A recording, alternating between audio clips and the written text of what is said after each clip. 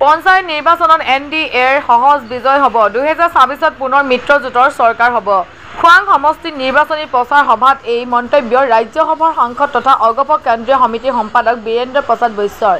পঞ্চায়ত নিৰ্বাচনৰ দিন চমু চাপি অহাৰ লগে লগে খোৱাং সমষ্টিত তৎপৰতা বৃদ্ধি পাইছে ৰাজনৈতিক দলসমূহৰ। আজি সমষ্টিটোৰ অন্তৰ্গত বাহনী পথাৰত অসম গণ পৰিষদ আৰু ভাৰতীয় জনতা পাৰ্টীৰ মিত্ৰজোঁটৰ প্ৰাৰ্থীৰ হৈ বিশেষ নিৰ্বাচনী সভাত অংশগ্ৰহণ কৰে ৰাজ্যসভাৰ সাংসদ তথা অগপ কেন্দ্ৰীয় সমিতিৰ সম্পাদক বীৰেন্দ্ৰ প্ৰসাদ বৈশ্যই।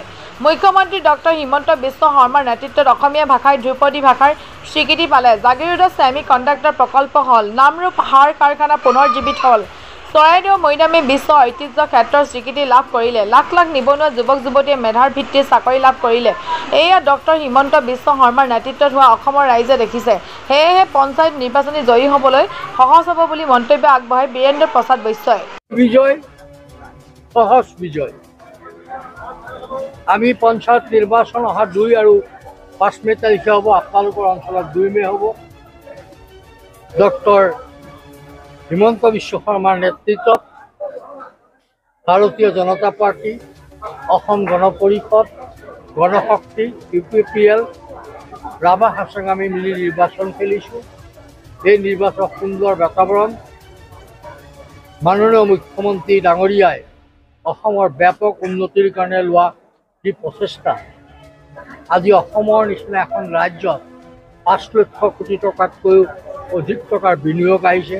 নতুন উদ্যোগ অসমলৈ হ'ব। আজি নামৰূপ সাৰ কাৰখানা পুনৰ্জীৱিত হৈছে।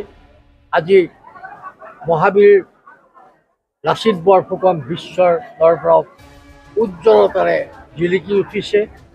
আজি চৰাইদেউ মৈদামৰ বিশ্ব স্বীকৃতি লাভ কৰিবলৈ সক্ষম হৈছে আৰু অসমীয়া ভাষা, আমাৰ ভাষা আজি ধ্ৰুপদী ভাষালৈ ৰূপান্তৰিত হৈছে। এই সকলোবোৰ ব্যৱস্থাৰ ডক্টৰ হিমন্ত বিশ্ব শৰ্মাৰ পদক্ষেপ অতি শক্তিশালী আছিল।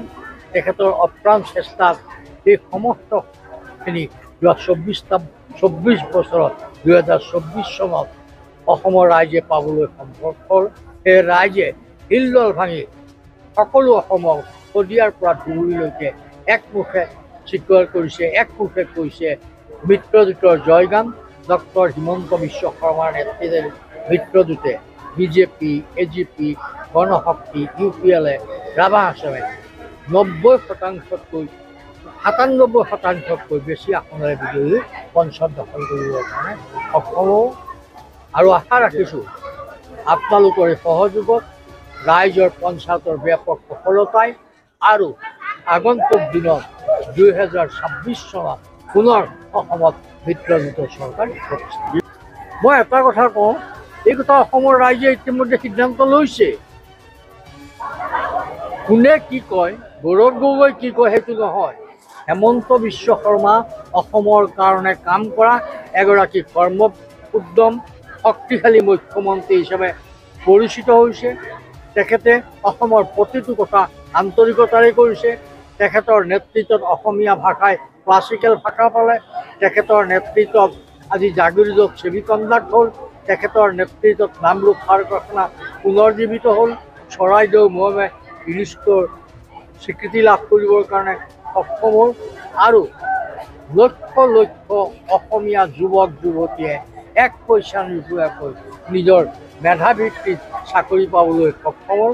এইটোৱে দেখাই দিলে ডক্টৰ হিমন্ত বিশ্ব শৰ্মাৰ অসমৰ প্ৰতি থকা তেখেতৰ দায়িত্ব কৰ্তব্য, আৰু সেই দায়িত্ব কৰ্তব্য মুখ্যমন্ত্ৰী ডাঙৰীয়াই অতি নিষ্ঠাৰে পালন কৰা অসমৰ ৰাইজে দেখিছে। সেয়েহে হেমন্ত বিশ্ব শৰ্মাৰ এই সফল নেতৃত্বৰ কাৰণে আমাৰ পঞ্চায়ত নিৰ্বাচন অতি সহজ হৈছে আৰু 2026 চনতো মিত্ৰজোঁটৰ আমাৰ বিজয় সম্ভৱ হ'ল।